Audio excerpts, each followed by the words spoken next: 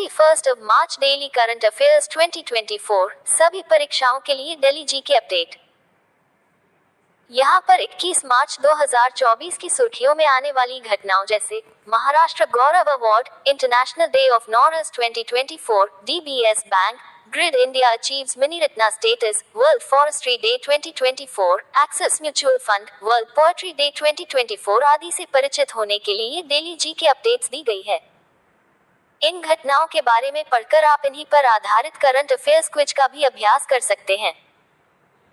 General awareness अनुभाग में पूछे गए बैंकिंग जागरूकता और स्टैटिक जागरूकता प्रश्न मुख्य रूप से करंट अफेयर्स पर आधारित होते हैं।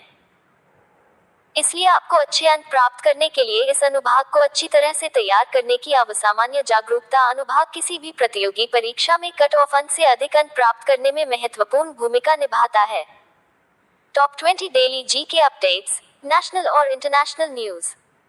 नीचे राष्ट्रीय और अंतर्राष्ट्रीय समाचारों के साथ शीर्ष 20 महत्वपूर्ण दैनिक सामान्य ज्ञान 2023 अपडेट दिए जा रहे हैं। बैंकिंग। आरबीआई ने तमिलनाडु मर्केंटाइल बैंक और डीसीबी बैंक पर जुर्माना लगाया। भारतीय रिजर्व बैंक आरबीआई ने एडवांस इंटरेस्ट रेट के कुछ निर्देशों का पालन न करने पर डीसीबी बैंक और तमिलनाडु मर्केंटाइल बैंक पर जुर्माना लगाया है। आरबीआई ने अपने बयान में बताया कि डीसीबी बैंक पर 63.6 लाख रुपए का जुर्माना लगाया गया है। वहीं आरबीआई के प्रेस रिलीज के अनुसार तमिलनाडु मर्केंटाइल बैंक पर 1.31 करोड़ रुपए का जुर्माना लगाया गया है।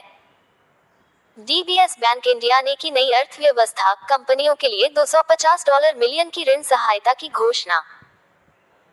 डीबीएस बैंक इंडिया ने भारत के संपन्न पारिस्थितिकी तंत्र में नवाचार को बढ़ावा देने के उद्देश्य से नए युग के स्टार्टअप का समर्थन करने के लिए $250 मिलियन अमेरिकी डॉलर देने का वादा किया है।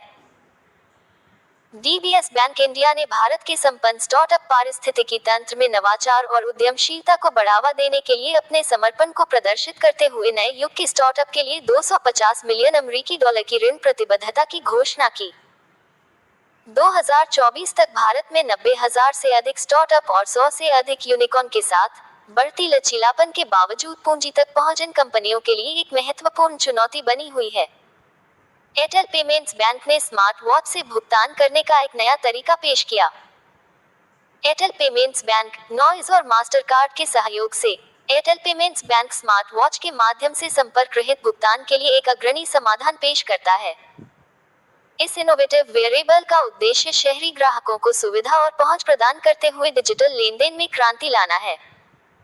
एयरटेल पेमेंट्स बैंक बचत खाते वाले ग्राहक एयरटेल थैंक्स ऐप के माध्यम से स्मार्ट घड़ी खरीद सकते हैं। नए ग्राहक ऐप पर डिजिटल रूप से खाता खोल सकते हैं और घड़ी को तुरंत ऑर्डर कर सकते हैं। इसे केवल 1 मिनट में सक्रिय कर सकते हैं। महत्वपूर्ण दिवस। अंतर्राष्ट्रीय नवरोज दिवस 2024। तिथि, इतिहास और महत्व। नवरोज, नवरूज, नोरीज का अर्थ है नया दिन। ये वसंत के पहले दिन को चिन्हित करता है और खगोलीय वसंत विषुव के दिन मनाया जाता है, जो आमतौर पर 21 मार्च को होता है। नवरोज, नोरीज का अर्थ है नया दिन।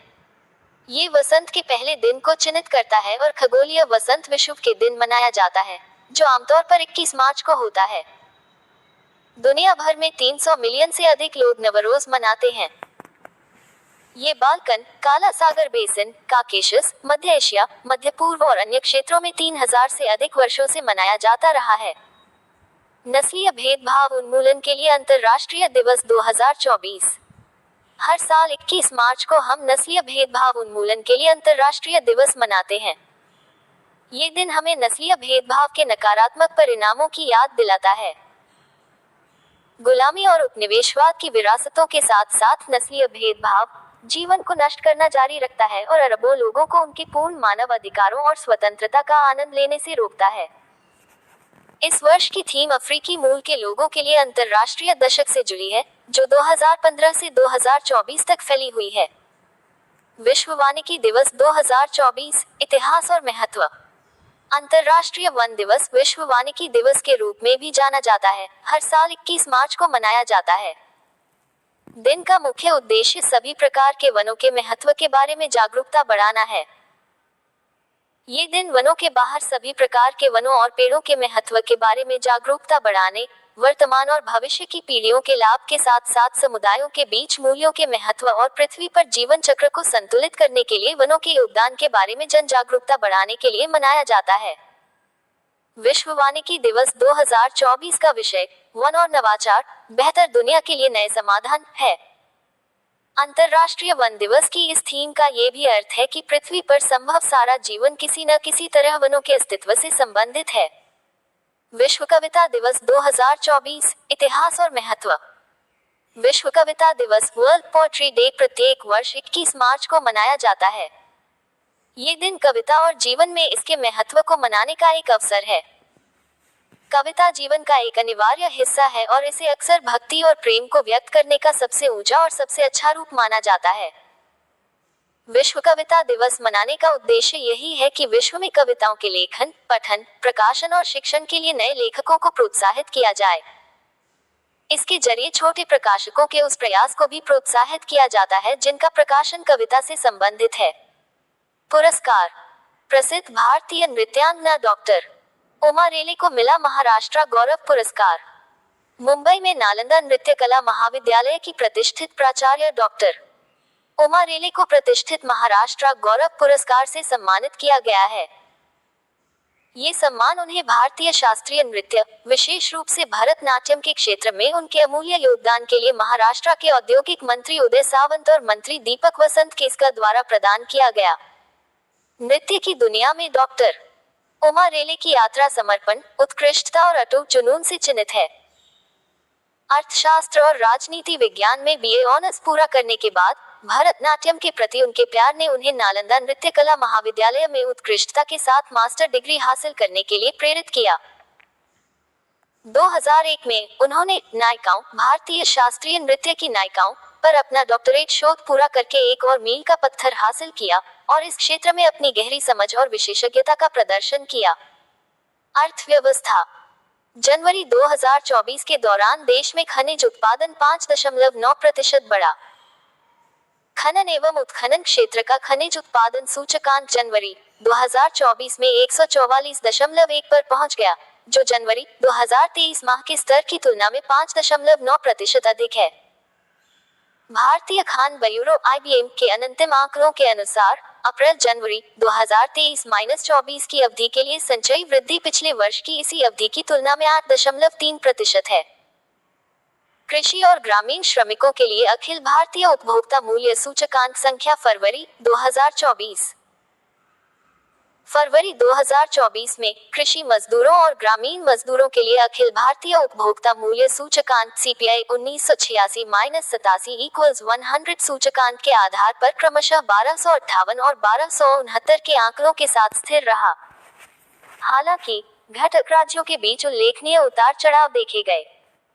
8 राज्यों में CPI-AL में गिरावट देखी गई, जबकि 7 राज्यों में CPI-RL में समान प्रवृत्ति देखी गई। 2 राज्यों में कोई बदलाव नहीं दिखा। CPI-AL मुद्रास्फीति जनवरी 2024 में 7.52% से घटकर फरवरी 2024 में 7.43% हो गई। CPI-RL मुद्रास्फीति में भी जनवरी 2024 में 7.37% से मामूली कमी देखी गई और फरवरी 2024 में 7.36% हो गई। बिजनेस। ग्रिड इंडिया को मिनी रत्न का दर्जा प्राप्त। Grid controller of India limited (GRIDINDIA) ने मिनी रत्न श्रेणी I केंद्रीय सार्वजनिक क्षेत्र उद्यम (CPSE) का दर्जा प्राप्त करके एक महत्वपूर्ण उपलब्धि हासिल की है। ये सम्मान भारत सरकार के विद्युत मंत्रालय द्वारा देश के विद्युत परिदृश्य में ग्रिड इंडिया की महत्वपूर्ण भूमिका को उजागर करते हुए प्रदान किया गया। 2009 में स्थापित ग्रिड इंडिया के पास भारतीय विद्युत प्रणाली के निर्बाध और निर्बाध संचालन की देखरेख करने का महत्वपूर्ण दायित्व है। इसकी जिम्मेदारियों में विश्वसनीयता, अर्थव्यवस्था और स्थिरता पर ध्यान देने के साथ क्षेत्रों के भीतर और पार विद्युत ऊर्जा के कुशल हस्तांतरण को सुनिश्चित करना, अंतर्राष्ट्रीय बिजली आदान प्रदान की सुविधा प्रदान करना शामिल है। ये प्रतिस्पर्धी और कुशल थोक बिजली बाजारों को भी सुविधाजनक बनाता है और निपटान प्रणालियों का प्रबंधन करता है। बीमा क्षेत्र को 9 वर्षों में 54,000 करोड़ रुपए का भारी राजस्व हुआ प्राप्त। वित्तीय सेवा सचिव विवेक जोशी के अनुसार भारत में बीमा क्षेत्र को पिछले 9 वर्षों में प्रत्यक्ष विदेशी निवेश (FDI) के रूप में 53,900 करोड़ रुपए का भारी राजस्व प्राप्त हुआ है। वित्तीय सेवा सचिव विवेक जोशी के अनुसार भारत में बीमा क्षेत्र को पिछले 9 वर्षों में दिसंबर 2014 और जनवरी 2024 के बीच प्रत्यक्ष विदेशी निवेश (FDI) के रूप में 53,900 करोड़ रुपए का भारी राजस्व प्राप्त हुआ है। देश में फिलहाल 70 बीमा कंपनियां कार्यरत हैं। साइंस। पूरे देश में डिजिटल समावेशन के लिए NIXI और MEITI करेंगे भाषानेट पोर्टल का अनावरण। NIXI ने भारत में डिजिटल समावेशिता को बढ़ावा देने के लिए MEITI के साथ सहयोग करते हुए यूनिवर्सल एक्सेप्टेंस डे पर भाषानेट पोर्टल का अनावरण किया। ICANN और MEITI का इंटरनेट गवर्नेंस प्रभाग इस आयोजन का समर्थन करता है। National internet exchange of India NIXI आगामी यूनिवर्सल एक्सेप्टेंस U1 दिवस के दौरान भाषानेट पोर्टल पेश करने की तैयारी कर रहा है। इस पहल का उद्देश्य NIXI और इलेक्ट्रॉनिक्स और सूचना प्रौद्योगिकी मंत्रालय MEITI के बीच सहयोगात्मक प्रयासों को प्रदर्शित करते हुए भारत में डिजिटल समावेशन और भाषाई विविधता को आगे बढ़ाना है।